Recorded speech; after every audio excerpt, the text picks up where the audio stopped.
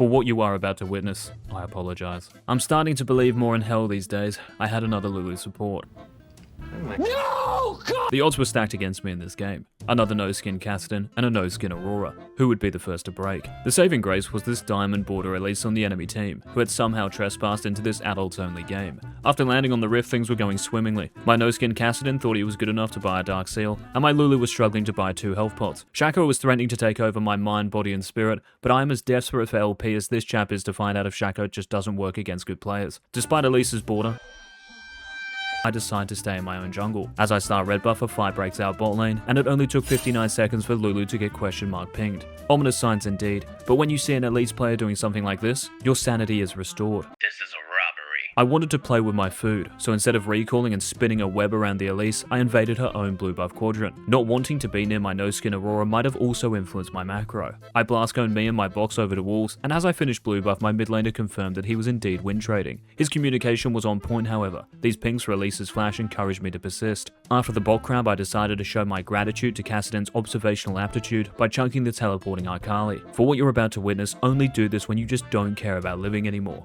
Don't try this at home. My suicide mission started with this, running on vision to Elise's level 4 Raptors, knowing that Ambessa could be here, Elise could be here, and Akali could be here. This will be fun. But this is a sign of a true Shaco player, a demonic creature bereft of reason, yet full of trickery. Elise almost outplayed me by pressing 4 on her keyboard, but this is my element. I use my box's fear to mastermind my way back into the Raptor brush, and me taking the big Raptor here is like giving the enemy the finger. How can they recover from this burglary? I left a present for Elise as I escaped the depths of hell, which my bot lane appeared to still be in. Ezreal clearly wasn't repenting his sins, as he barraged Lulu with a spate of pings before typing the letters DK. I'm pretty sure he was not referring to down 1k, nor saying don't know, so I quickly did some research only to find this post asking for an accurate translation of this Korean sentence. Allegedly, the Korean chap was telling him to tie himself to a roller coaster and send it off. I was considering doing something similar after my eyes scanned the scoreboard and saw the reality of the mid lane, a level 5 Cassidy with 16 CS, but Elise came to my emotional rescue. I could feel her anger just by looking at the way in which she got feared from this box, so I left base optimistic. This optimism was galvanized when I saw Ezreal E off my screen while still being able to send a message in chat.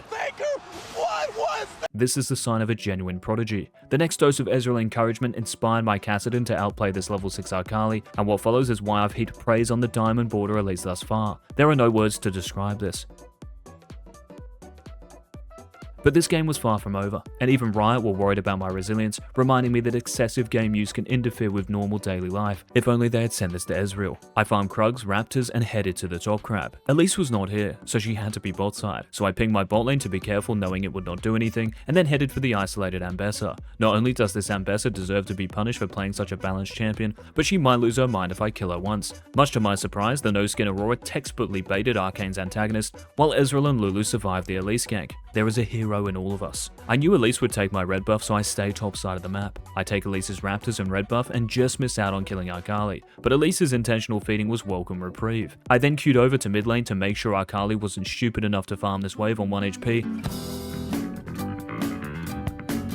And indeed she was. What a turn of events. I then farmed Krugs, and for whatever reason my red buff was still sitting here, further evidence to support my claim that diamond junglers are really good. Cassidy was clearly empowered by such information, giving it to the Akali with his purple stick of destiny, which prompted me to run to grubs. As I was close to killing the first of these putrid looking creatures, Lulu wanted to make sure the enemy bot lane was not AFK, and died, leaving Ezreal on his lonesome.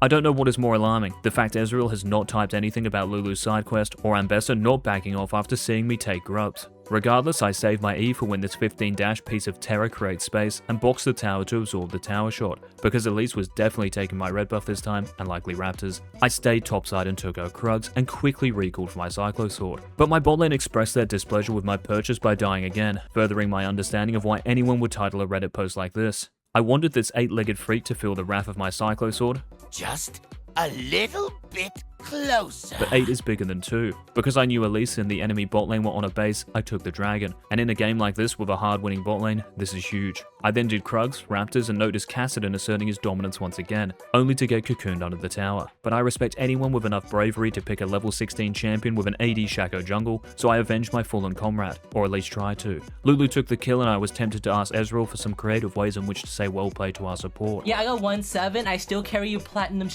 negative win rate and plat force. I took the cannon wave and then enjoyed some fresh air doing my wolf camp. Because of Ezreal and Lulu's divorce, Lulu was now free to explore the pleasures of the Rift, and following our success in the mid lane, I wanted a piece of the action. I skipped blue and Grom to feast on the no minimap Ambessa. Surely this time she would leave the game. I wanted to maximize my gains after killing the enemy top laner, so invaded Elisa's jungle with my partner in crime. I started the enemy red buff, and just when I thought we were making communicative progress, Ezreal was again consumed by the dark side of the Force. I am your father. I finished red buff before U-turning like Vin Diesel in Fast and Furious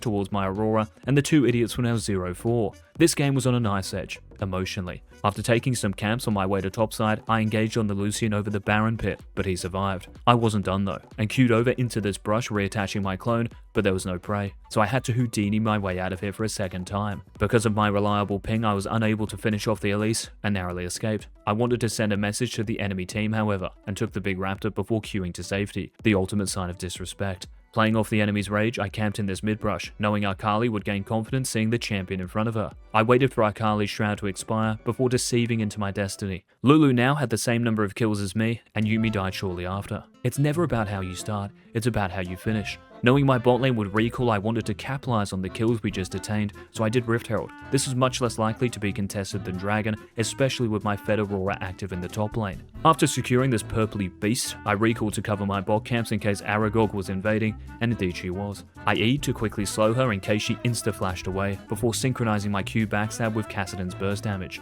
The Elise with first blood and a hard-winning bot lane was undoubtedly feeling the pressure, so I piled more on. I dropped the Rift Herald to break the enemy's auto resolve in the mid lane, allowing us to safely take Dragon. Because my Aurora was the most fed with her ultimate, it's very easy to win this game by just playing around her strength, so I made my way towards top lane.